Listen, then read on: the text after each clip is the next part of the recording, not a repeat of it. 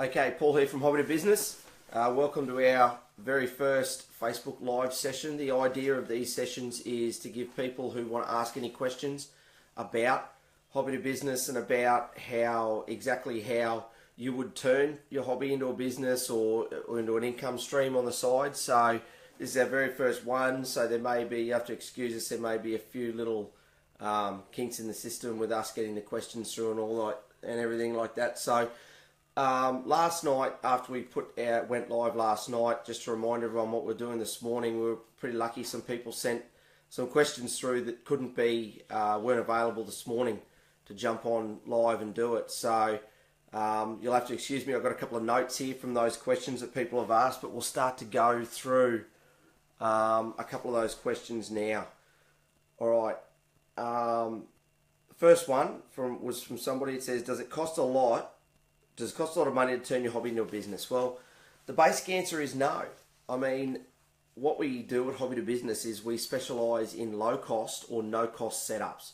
So realistically, we are about teaching people about all the things out there that you can use and you can get for nothing to help you set your hobby up outside of what you're spending on your hobby and things like that, which you probably would already be spending now, to actually get that to a point where you're going to make money off what you're doing as a hobby. It's really no more cost. It's all about marketing, and I mean, the biggest thing out there is that marketing is for free with the platforms out there now, like Facebook and Instagram and all that.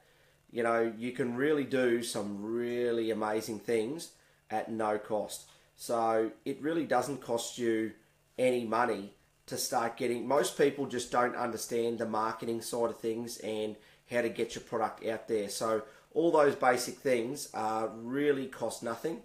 Okay, so I hope we answered that one.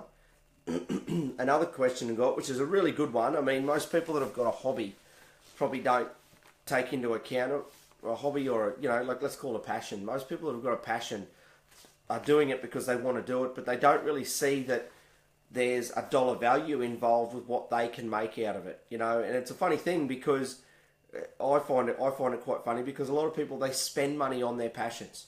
They spend a lot of money on their passions. So when you look at it, and I think to myself, and of course there's money in it. Obviously there's money in it. Like, if you spend money on your passion, then there's money in that passion. It's just whether you want to capitalize and be one of the people that makes money from that passion. So the person asked the question last night about can I really make money from my hobby? They're a fish breeder, or they said I currently breed fish. So two things we can send you, or you can look at straight away. If you go to our YouTube channel, just go to YouTube and punch in Hobby to Business, the 2 being a number, like so HOBBY, the number 2, and then business. There's two videos there we've done. One on the hobby market, so just talking about what the hobby market is and how to capitalize on it. The other one's a really good one. It goes for a bit longer. I think the first one's only about 5 or 6 minutes, but the second one, we do a masterclass with K Brothers Pythons. They're very good friends of ours, professional python breeders. I mean, that was their passion, and that's what they do now full time. So really good video to go to and have a look. I think it goes for about 22 or 23 minutes. It goes through a lot of stuff where we talk to Troy and Denver about the stuff that they've done, and realistically what we talk to them about is the mistakes they've made.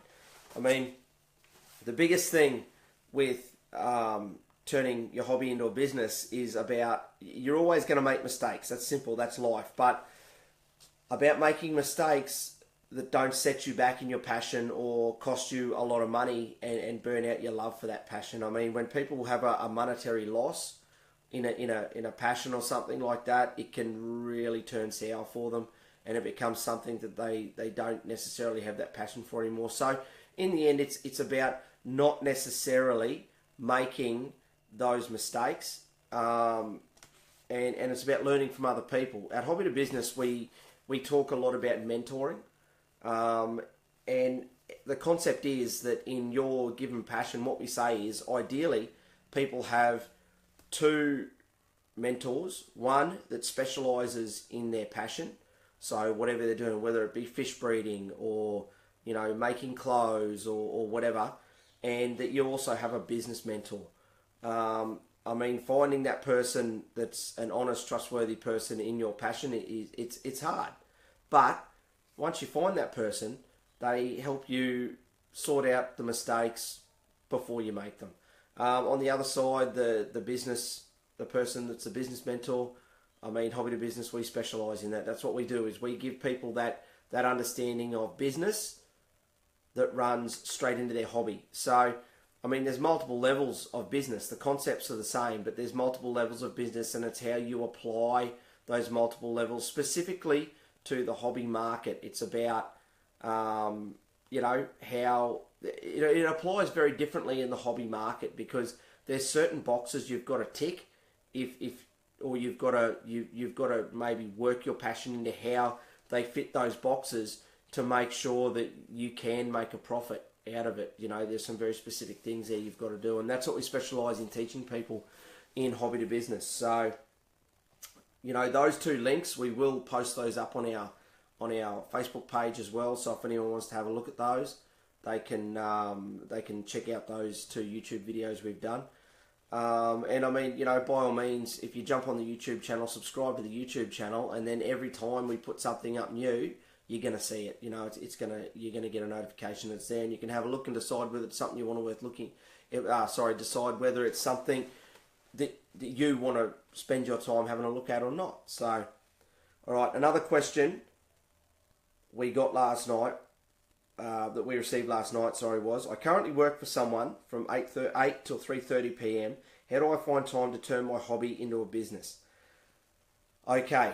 This is the perpetual question that we all have, isn't it? How do we fit in everything we want to do in a day? It all comes down to time management. Once again, we do have a YouTube video up there where we speak about time management and some basic little key things that you can do that will help you achieve whatever you want to do in a day. I mean, and those key things that we talk about in that video, really, you can apply that not just to your hobby. Those are basic time management concepts that you can apply to whatever part of your life you like, and you'll become more productive. So there's a couple of basic things there. But I mean, the short answer to that question is effective time management. And when it comes down to time management, it can take as little as 2 or 3 minutes in a day to organise your day and ensure that you get the maximum out of it. And it's about just having a couple of minutes at the start of the day, really, to ensure that you know what you're going to do for the day, and you can slot in roughly the times. We do it, Michelle and I do it. It takes a very short amount of time. You know, we do it in our diaries, and we have a dot point list. We sit there, we make up a list of, you know, of what we feel we need to achieve in that day. And then once we've got that list, we prioritise that list. So then the list goes from 1 to 20 or whatever it may be. And, you know, with the highest priorities at the top and the lowest priorities at the bottom. And once you've got that bit of a list, it's amazing. It really focuses you, and it teaches you to the magic word, prioritization. Okay? So you can do a lot in a day. There are days where you can be very busy, and you can achieve you can be very busy but not achieve a lot. So that is all about prioritization. You know, if you're concentrating on things that need to happen later in the week and aren't necessarily going to affect what you're going to do tomorrow, then you're wasting your time, because you're going to come to a dead end tomorrow, and you're going to be working. You're always going to come to a dead end where the important things you need to do tomorrow aren't prepped for. You know, and it is all about preparation. So, like I said, once again, we go back to time management, and we talk about the magic word, prioritization. So when we prioritize, we look at, we basically have dates set for things, and we work back from that. So, you know, basic project management, isn't it? You have an end date for a job to be completed, and then from that end date, you've got to run all the way back, and you work out those actions that need to happen for that completion on that given date. So, I mean, that sounds a lot more complicated than what it is. You might decide that, say for example, you have someone's purchased something from you that you make as part of your passion or your hobby. It's got to be ready for, say, they're picking up on the weekend. So what you do is you decide, you look at, they're going to pick up on Saturday. So what are the actions you've got to have done, and how long do those actions take for you? You know, this is, let's say it's the Sunday before you get the phone call. I want 20 of these. I'd like to grab them next Saturday if that's fine. Okay, all good. So you decide, you know, you've got to buy some product. It's going to take you, there's 20 of them, it's going to take you half an hour each to do them. You've got to allocate in 10 hours that week to actually make them. You've got to allocate a couple of hours to go and pick up the material or whatever it is you've got to do. So basic prioritization there. And realistically, it's when we look at our prioritizations and what we've got to do, we're looking at what actions keep the next action flowing. It's a really big part of it. So if we say tomorrow, we've got to go and shoot some videos with some people, some basic actions we put in place. And this sounds really silly, okay? It does sound really silly. But believe me, when you do things, it's the littlest things that bring you undone in what you want to do. So we talk about, you know, we've got to shoot, it's you know, it's Saturday tomorrow, we've got to shoot some videos. For Friday, one of our actions will be charge up the iPad and the camera gear. Okay, very basic, very simple, but as I said, you know, and most people will attest to this in life, that it's the tiny little things that you don't do that bring you undone. So once again, you know, look back, and a lot of people get caught up in the big actions, and that's fine. You've got to decide where those big actions slot in when you're doing your priorities and your timelining. But don't forget the little things.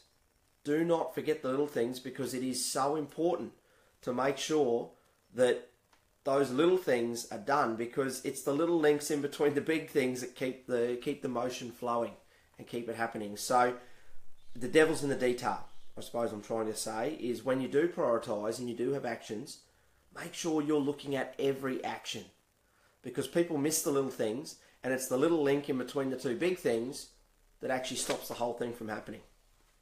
So, you know, a couple of basics there, you know, magic word, prioritize. Make sure that the actions you're prioritizing today keep you moving tomorrow, and the next day and the next day. So the actions you're doing today are the things that will make sure that you can do the things you've got planned out for tomorrow.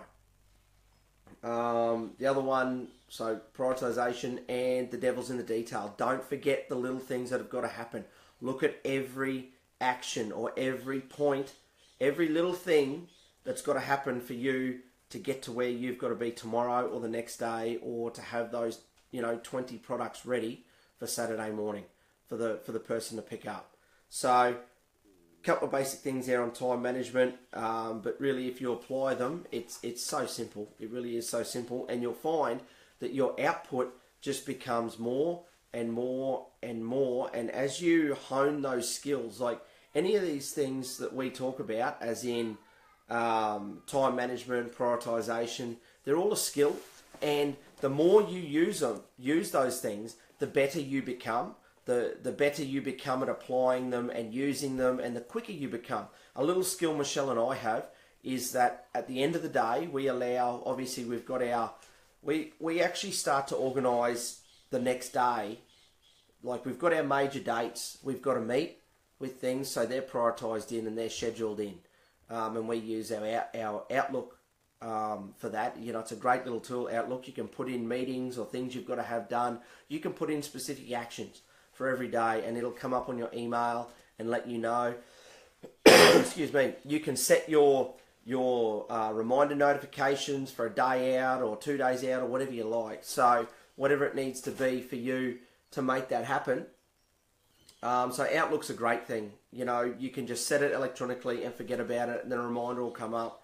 Sorry, I think I've got something in my eye at the moment, but it's just distracting me a little bit. Sorry about that.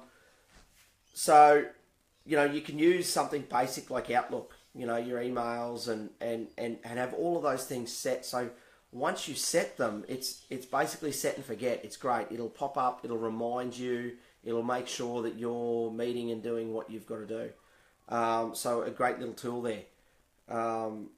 But a skill that Michelle and I have developed over the years is we look at what we've got to do the next day. So we have a small meeting every night or late in the afternoon, whenever we have time, whenever we can fit it in around, kids' lunches and getting clothes ready for the next day and dinner and whatever, But it only takes a couple of minutes, and we sit down and we start organising we cross off what we've done today and add it to the list for tomorrow, so that when we sit down first thing in the morning, when we get up and grab a coffee, it's really, we've already closed off the day before.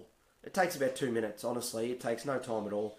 And we close off the day before, so that when we get up in the morning and we're looking at what we've got to do, everything's there, what we hadn't done the next day, and you can prioritise the whole lot. You're not looking back at the day before. Like, it's basically, you're shutting a door on that, and you know that what you had to get done the day before is all done, and what you look at this morning is just all fresh and new, and, yesterday's closed off. So you've organised that.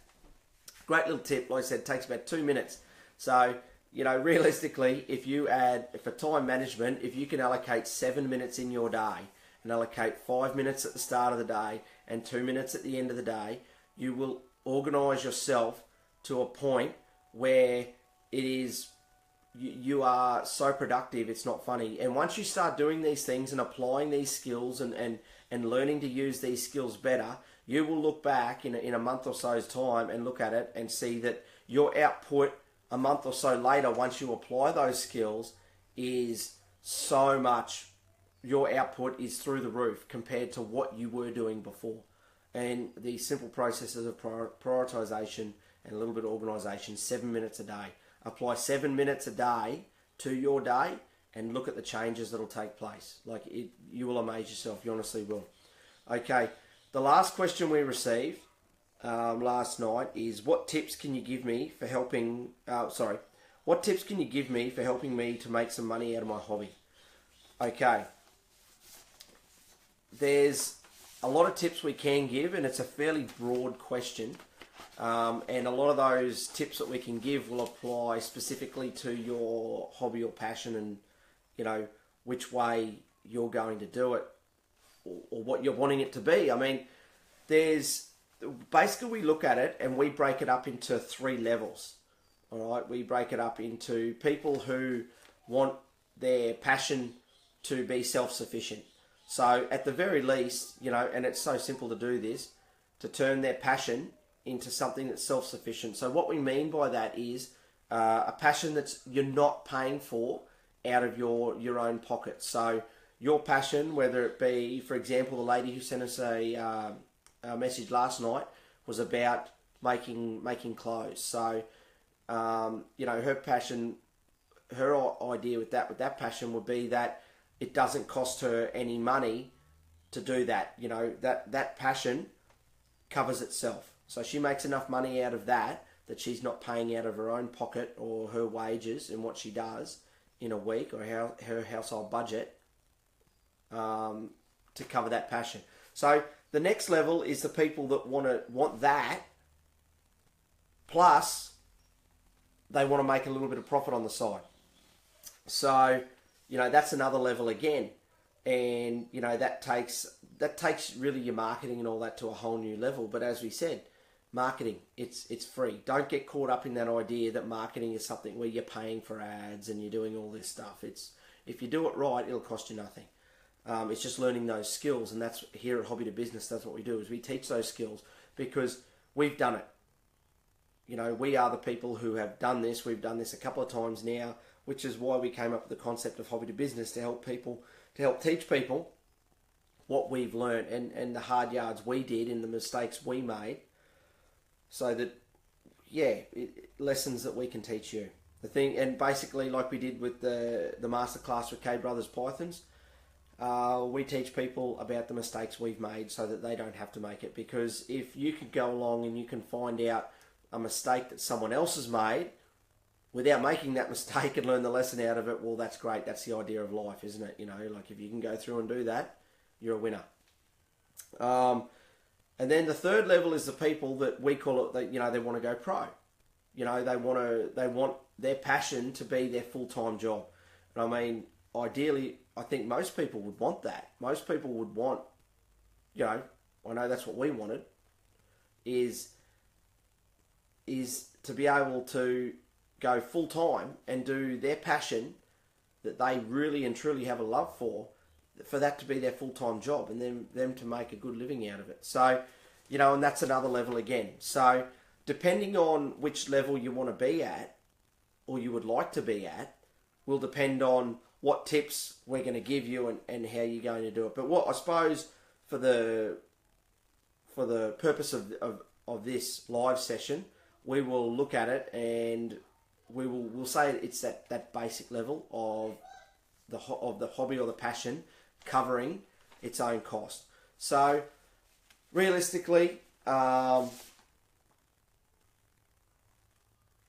okay, so with making some money out of your hobby, you've got to look at one, where do you spend your money in that hobby? Is it a setup where you go to markets and buy the things that you do for your hobby? Is it breeding an animal of some variety? Do you buy private breeders? Or is it something that you buy your items retail? So really, realistically, what it is number one step, look at where you spend your money in your hobby. Because if you're spending your money in your hobby or your passion in this area, then I guarantee you 99% of other people are doing the same thing. So have a look at that, and then look at the biggest thing now, one of the biggest things with hobbies and passions is, and I would say in our experience, the biggest thing is Facebook. So many groups out there that you can use and utilize. And I mean, there specifically are not just people, not just enthusiast groups there are actually for sale groups. Okay, so most of the perfect platforms that you're going to need to make money or to make some profit, or at least cover the costs of your hobby or passion, most of the platforms are there. You've just got to have a look. And what you do is you find where you're spending your money, and then you find a platform to sell your product. They're the two basic tips. I mean, at a very basic level. I mean, we really go into depth in a lot of these things at the membership website. So I guess the biggest thing we probably do where 99% of our content is. Like, you can get a bit of our stuff off Facebook, and you can get some of our stuff off YouTube, but 99% of the things that we do will be on our membership website. So if you become a member, you can access the whole lot. You can jump on that website at any time. There's even an app on there where you can download it onto your phone, and so that you can access it any time you like, or whenever some new content goes up, you'll be able to see it and bring it up mobile wise. The website's mobile friendly and everything, because most people want to look at things on their phone on the go.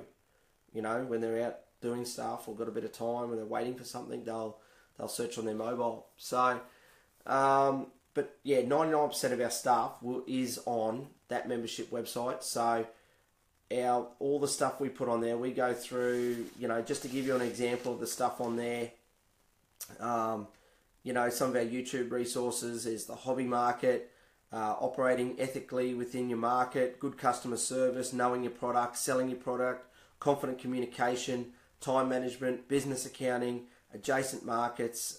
We've got a blog as well where we talk, we've talked about things like the hobby market. We've talked about confident communication, time management. We do business coaching sections. There's a lessons learnt section.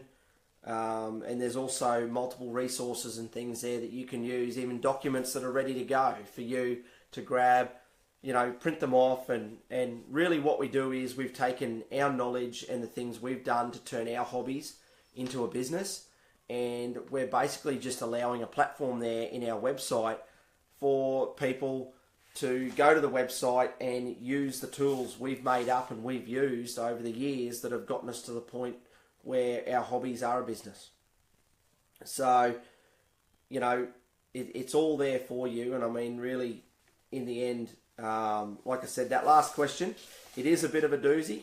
You know, what tips can you give? Like I said, it's all specific, and that's why we talk about having a business mentor, because there are a lot of things that are going to apply specifically depending on what level you want to go to. The information's very different from going through those three different levels. But like I said, the two biggest things, look at where you're spending your money, because that's the market, because that's where other people are spending their money. Okay, and then look at the platforms where you are being made aware of the products that you're buying for your hobby or your passion. Use those two things, and that'll get you straight in the door at a very basic level straight away. So I guess that's it for our first live session. If there's any other questions that after seeing this that people think of, just post them below this post, and we'll jump on. Or if there's any other specific questions about your specific passion or hobby, we're happy to answer them. We will also post up on the Facebook page links to these YouTube videos, so that if anyone wants to have a look, they can go and have a look at them. So, all right, this is our very first live session, but it's going to become quite a regular thing for us. So keep an eye out on the Facebook page, and you'll see when we're going to have more live sessions, and we can answer specific questions, you know, and that's what we want. We can give the best information when we're getting specific questions about specific hobbies, or where they want that hobby or passion to specifically be in the market. So, you know, give us questions, give us detail, and we'll answer them, and we can help out. So until next time, thank you very much.